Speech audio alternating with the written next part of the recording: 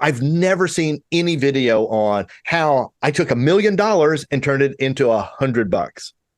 But the truth is, I've met entrepreneurs, business owners who have done something like that. They took a lot of money and turned it into a little. And how did they do that? Oh, they followed lots of whistles. Welcome to the Live Truly Free podcast. What are you talking about? So the whistle I'm referring to comes from a story I heard years ago entering into Texas A&M University as a freshman. And there's this professor who told this to a group of us. So at the time, Texas A&M University was a all-male military school. So coming back from Houston, this group of cadets see an injured dog on the side of the road. Now, being good Ags, they pulled over, got the dog, wrapped it up in a blanket, and they took it back to the Texas A&M vet school. Well, they drop the dog off, they go about their business, and like a week later, one of them gets a phone call from the school saying, your dog's ready. It wasn't their dog. It was this dog they found. And he went to go pick up the dog, not knowing he lives in a dorm. What's he going to do with the dog? And so they say, look, we were able to save the dog's life, but we had to amputate his front leg. He goes, well, that's okay. I'm glad he's still alive. And he takes the dog and, he's running around the dorm and they name him Old Tripod. And now this is a true story. There was an Old Tripod. And so Old Tripod kind of became friends with everybody on campus. Everybody knew who Old Tripod was. And so the professor telling the story said one day he was walking by the main drill field. And Tripod was out in the middle running around and he wasn't paying much attention, but he started noticing something. And here's what he noticed. A cadet would walk across the north side of the field, spot Tripod and say, hey, Tripod, here, boy. And Tripod would head off toward that cadet. Just as he was about to get to that cadet, another cadet saw Tripod running, didn't realize he was running to that student, and he called him. And immediately Tripod turned and started heading toward the direction of that other student. And then a student on the other side of the field saw Tripod and whistled, and you get the picture. Tripod is now never reaches anybody. And it's just running in circles. And what the professor told us was the reason is because he had no one whistle to come to. He went to every whistle. Oh, I now kind of get what you're saying. This reminds me of like that pitching competition I was in when I was like working on building the pitch and the slide deck. It's a very iterative process because you never know what exactly you want to say. And I would just present it in front of anybody and everybody who would listen to me. And then I would just take all their feedback. And very early on in the process, like right when I started, I felt like every piece of feedback needed to be actioned on. Like if this person took one issue with this or they didn't understand anything like this, everybody's not going to understand that, or everybody's going to have an issue with that. So everything that anybody says needs to get changed. Yeah. And very quickly, you can imagine by changing your slide deck based off what everybody else says, I was just every day I was running in circles like Old Tripod, trying to please everybody in the audience I've ever pitched to. But by doing that, I was actually not getting anywhere closer to having a final pitch at all. I was just basically starting a new rough draft every time I did that. Yeah, that's a great illustration of how this plays out, because just like as Tripod's getting close to a cadet, another one whistles. Just as you're getting your slide deck done, someone else has another comment, so you go redo the slide deck. Exactly. You never, ever, yeah. I've seen this in business, and this is what I'm talking about. This is how you take a lot of money and turn it into a little. You don't have one whistle. You don't have one direction you go in. This particular business owner would do that. He had a focused business, and that's where he made his money. But what happened was when he started making a lot of money, he started looking for other things, and he didn't really like his core business, so it wasn't his passion, except there was elements of it that are his passion. but he was like ADHD, shiny object, and boom, he hears someone else made a lot of money doing oil wells. So boom, so he goes to oil wells, and a few years later, after spending, and I'm talking hundreds of thousands of dollars, gone.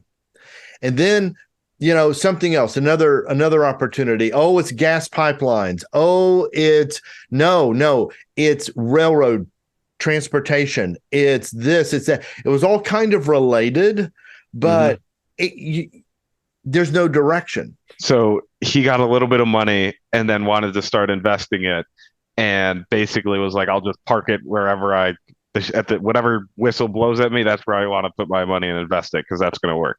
Yeah. And actually, as you're saying that, it's making me realize it was, even though this was kind of before the YouTube craze of, turn $100 into $1 million in a day kind of thing. That's exactly what he was trying to do.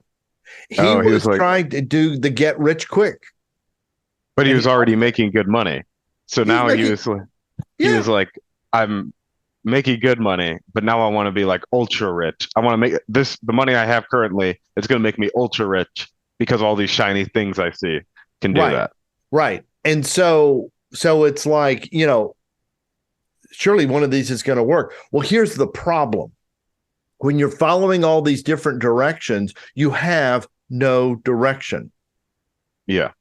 But it's not just direction. I think the whistle is so good because it's like, who do you listen to?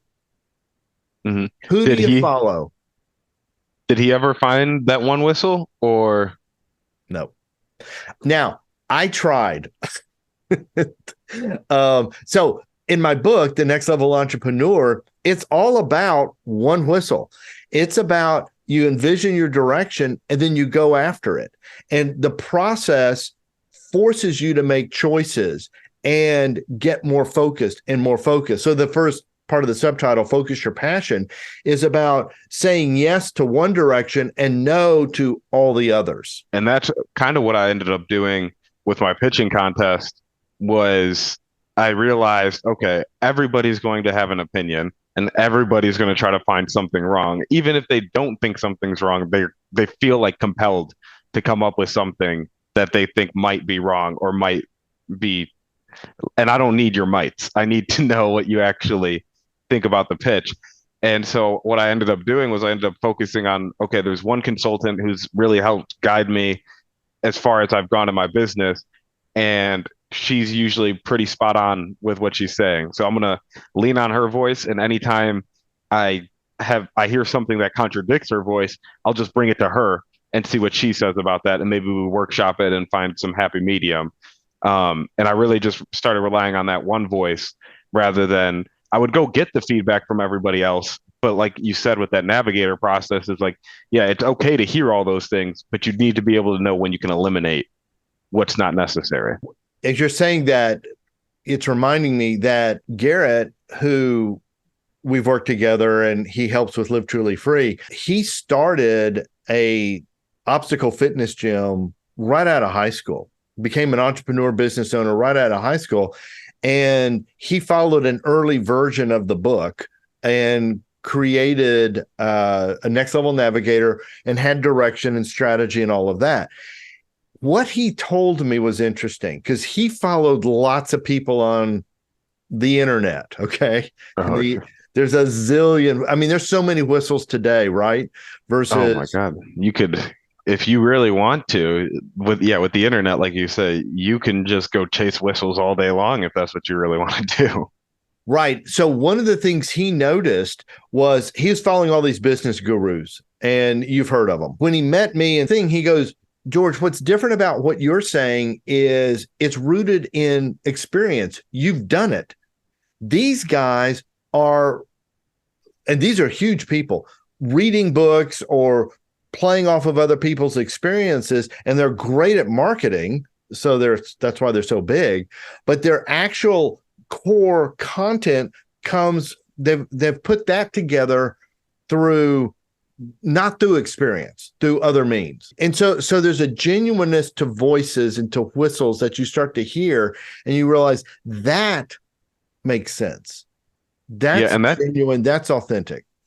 That's a great point that you're making because yeah, a lot of the internet and especially like what you're talking about with these business gurus, they kind of fall into something like just like hustle culture where it's like, oh, if you just work really hard every day and you just Right. put your feet on the pavement, you're gonna be great.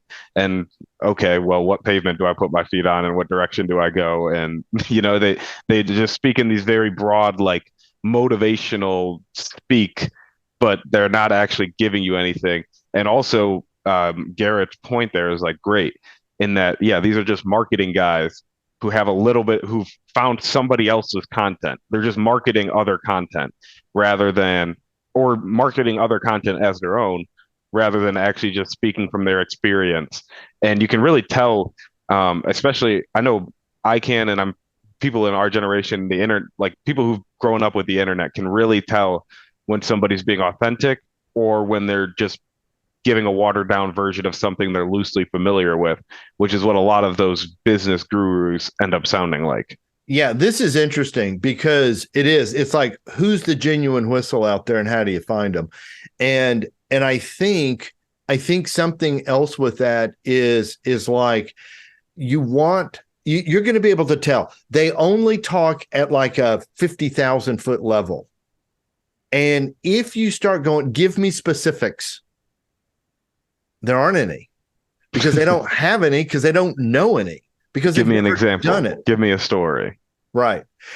Here's so a couple of years ago, I got to hear or I met and got to hear Daryl Eves speak. Now, Daryl is in YouTube circles, Daryl's known. Okay. He's like responsible for 80 plus billion views. He's partnered with Mr. Beast and all these other guys. And so he's got a multiple channels and stuff like that. But his whole thing is to help guide YouTubers, and he's put together a whole program for that.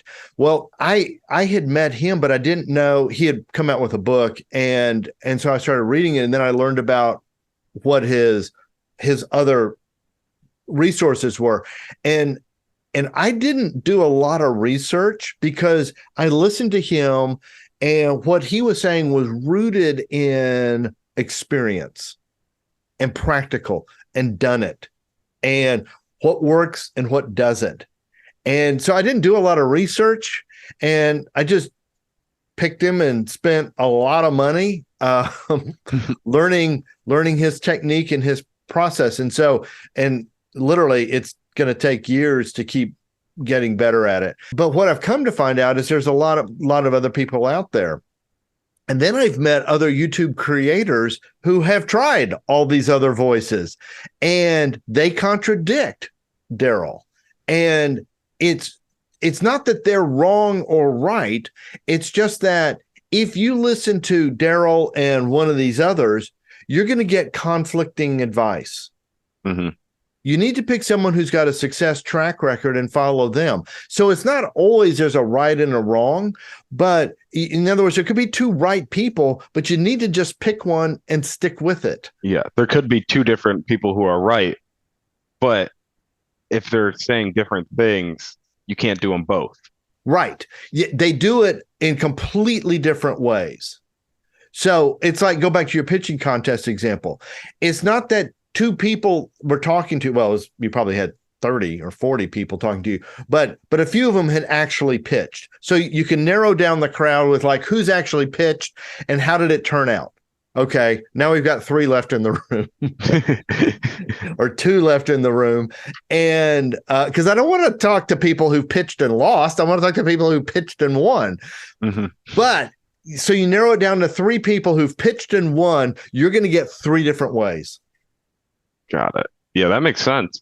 And now I have a question for you with given that information.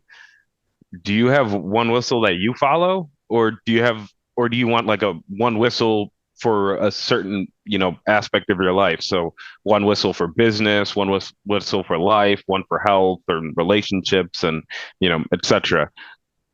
Do you want to have one whistle for each of those things or just one whistle in general? Because that kind of sounds like one whistle can't hit everything. Well, I'll put it this way. I have one whistle to rule them all. one whistle to find them, one whistle to bring them all, and in the darkness bind them. Wait, isn't that from Lord of the Rings? Well, yeah, I stole it. It's actually one ring to rule them all, one ring to find them, to bring them all, and in the darkness bind them. So what I would say is, and what I have is actually one whistle that guides me in all the other whistles. I have a whistle, a guy that I listen to for like organic gardening. Okay. And he's my go-to guy. But I don't live my whole life by this guy. Yeah. I don't want to. That's not a good enough whistle for that. All right.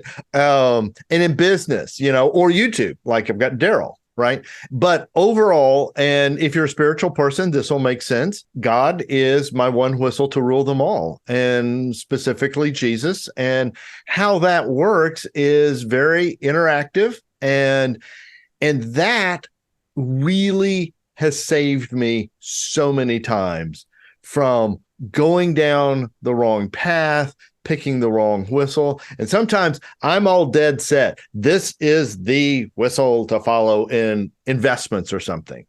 And I don't listen to my one whistle. I then have to go back and undo, and sometimes it needs to be stopped. And I should probably explain a little more of the Lord of the Rings analogy, because there was more than one ring, but there was one ring that ruled them all. So I think you can have multiple whistles, but you definitely need a one whistle to follow overall your entire life.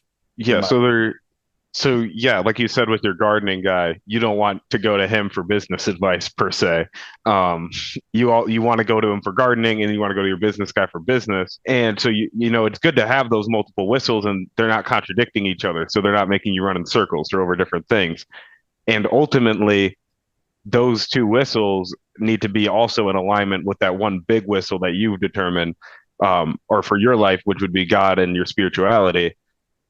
Those whistles, the gardener and the business guy, they're still below that one guiding whistle that you have. Right. Yeah. And so, like in Lord of the Rings, there's 7 rings. Okay. And I'll stop right there. I won't tell you who's got them. You got to watch 11 hours of extended version or read the books. The books are actually better than the movie. So, like, I've learned how to do weight training, for example. Well, I have one guy. Do you know how many physical fitness trainers there are out there? Walk into your local gym that is selling memberships. It seems like an endless amount of trainers who need more clients. Right. So I've picked this one guy. I've been with him for years, and and it's not that he's better, but he's real and he's right, and it works. It works for you. It works. And that's the thing. You want to find whistles that work for you and they're successful. And if it doesn't, keep looking. But don't keep chasing. Don't try to pursue multiple whistles at the same time and make by looking around for whistles, don't make it you running in circles like old tripod. Right. So we'll leave you with this. Find one whistle. And we're talking specifically here about business. You need to find a whistle that works, and then follow that, and just stop all the other noise. Stop all the other whistles. Just quiet and center, and you will find greater clarity, greater peace, and I think you're going to find greater success.